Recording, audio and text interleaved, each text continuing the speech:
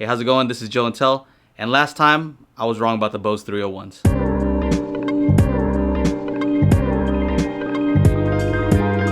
Alright, so I have to be straight up.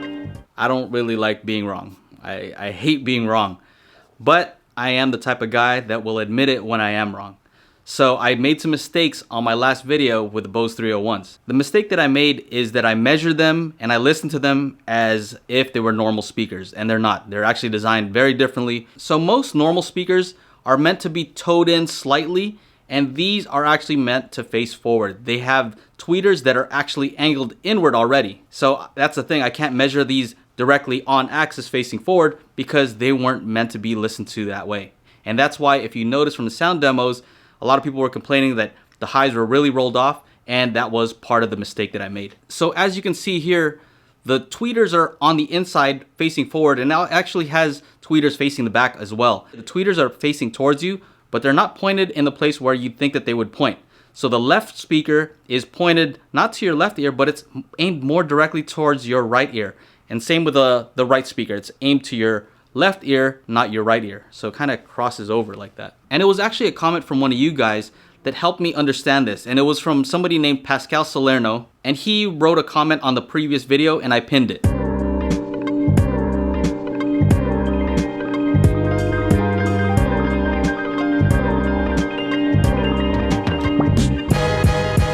Basically what he said is that direct reflect is meant to sound good kind of all around, like more omnidirectional rather than having that sweet spot in the middle that you'd expect from normal speakers. And that makes sense because, as I said in the previous video, these speakers aren't targeted towards audiophiles. These are targeted towards everybody else, right? People who don't know that they're supposed to point in their speakers. So these speakers actually do most of that work for you, and instead of creating a solid sweet spot, it creates more of a wider sweet spot, and so you can kind of enjoy it no matter where you're sitting. So having said that, I can't record these on axis, and I can't do the sound demos with the microphones on axis. It has to be placed in the direction where Bose intends for your ears to be, and that is slightly off axis. One thing I forgot to mention is that these are pretty hideous with the grills off, so I assume that when they made these, they tested them with the grills on, so the tests are with the grills on. I have another admission to make,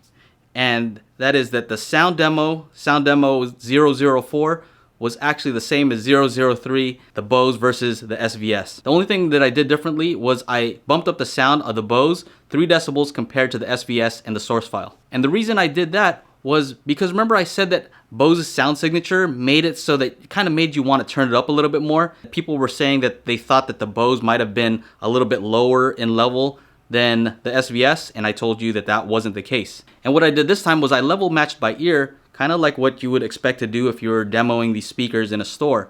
And the result was kind of fascinating, because last time 8% of the people liked the Bose versus 92% who liked the SVS. So this time it was a little bit closer. It was 28% of the people who liked the Bose versus 72% of the people who liked the SVS. And the comments were interesting as well, because in the first one everybody was just pretty much saying like, the blue one sounds terrible. In the next one they said, yeah, the blue one is a little bit bass heavy, but a lot of the comments were saying that the SVS sounded weak. So that's the thing to be careful for, is when you're testing speakers, they have to be level matched. And that's something that I'm very careful of when I do the sound demo. I make sure that they are level matched. The other thing I forgot to mention is on the second demo that I did, 004, I made sure to take out the reference track, and that's so you couldn't compare the original track to the other speakers. I wanted you to just compare the two speakers by themselves. So next time you see sound demos on YouTube, make sure they have the source clip, because it's not really useful if you're comparing just the speakers by themselves.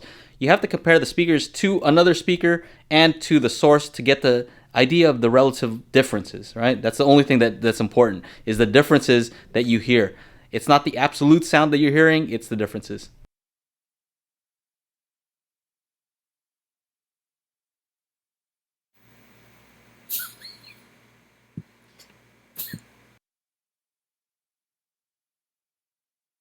Here is something that I was right about though, is that the bass on the Bose is enhanced. The top end wasn't downward sloping as I had initially thought, it's more of a V shape. The other thing I still stand by is that although direct reflect is supposed to make the Soundstage sound wider and you can kind of listen to it anywhere, it isn't as focused as some of the other speakers that I have here. So to be fair, I'm gonna go back to the speaker leaderboard and see if I would place these Bose higher up. Okay, so here we are at the speaker leaderboard, and let's see where I placed the 301s last time.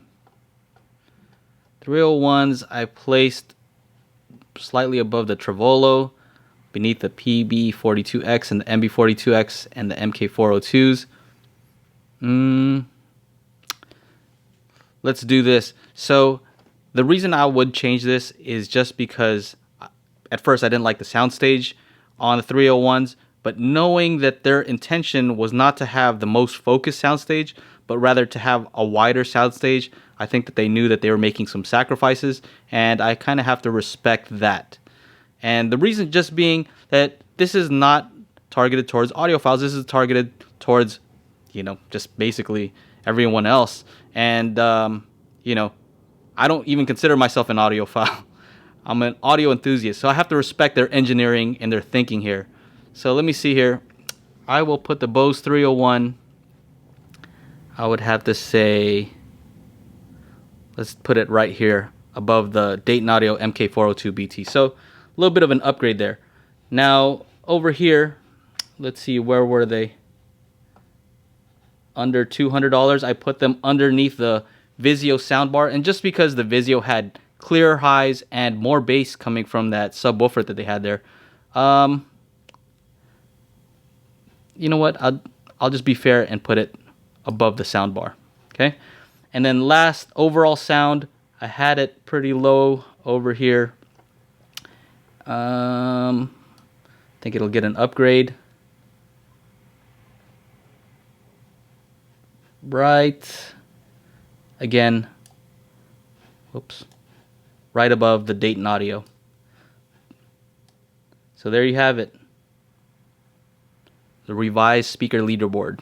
So in conclusion, I still think that the SVS is superior to the Bose in many ways. The SVS is just more accurate. The Bose did have more bass though. And it still verifies my thinking that these Bose, as well as other Bose products, are targeted towards non-audiophiles. So there you have it. For all you people who are saying that I'm hating on Bose, I really am not. I own a lot of Bose products, and I try to be as fair as possible. I hope you enjoyed the video. If you did, make sure to like, subscribe, and ring the notification bell to be notified when I upload new videos.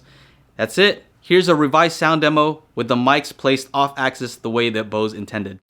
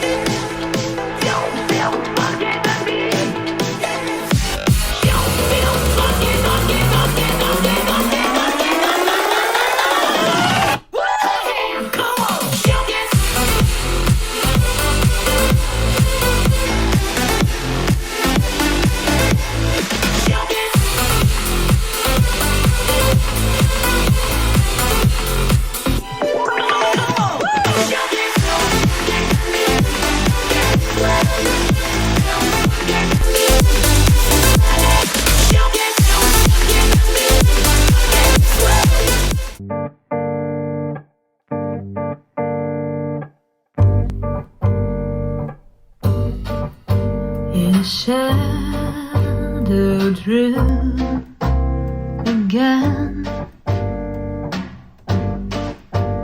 You sit alone, alone.